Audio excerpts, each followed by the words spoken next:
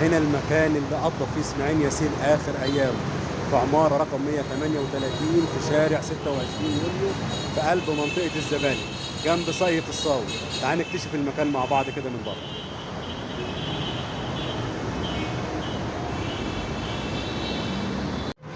تعالوا نشوف المكان اللي قضى فيه اسماعيل ياسين آخر أيامه، هنا في شارع 26 يوليو في قلب منطقة الزمالك على بعد خطوات من ساقية الصاوي.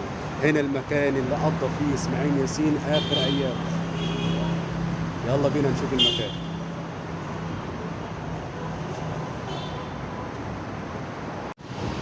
هنا كانت آخر أيام اسماعيل ياسين اللي قضاها قبل ما يتوفى. كان ساكن هنا في الدور الأول في العمارة دي في شارع 26 يوليو في قلب منطقة الزمالك، بالقرب هنا من ساقية الصاوي.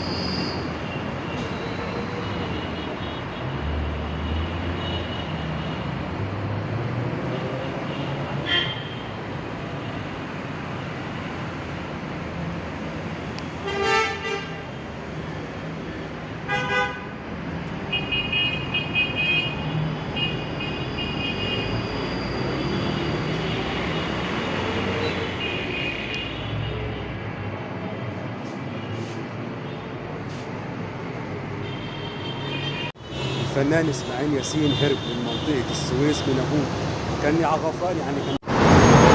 هنا العمارة اللي قضى فيها اسماعيل ياسين آخر أيامه،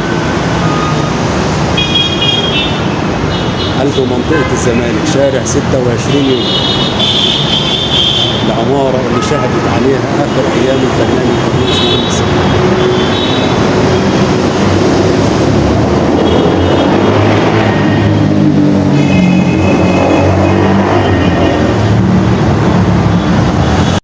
هنا عاش اسماعيل ياسين ابو ضحكه جنان اللي جه من السويس طمعا ان يكون مطرب.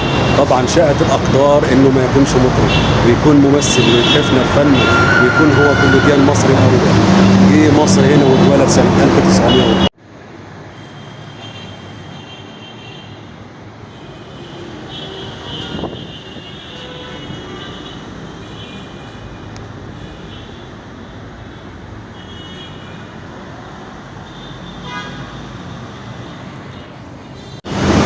هنا من قلب 26 يوليو العمارة اللي كان ساكن فيها الفنان القدير اسماعيل ياسين.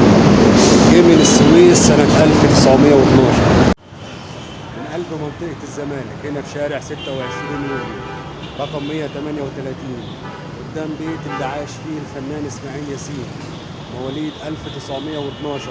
الشاب اللي جه من مدينة السويس طمعا انه يكون مطرب. طبعا شاءت الاقدار انه يعني يمتعنا بفنه الجميل ويبقى اجمل فنان كوميدي في مصر والعالم العربي. ده البيت اللي كان ساكن فيه.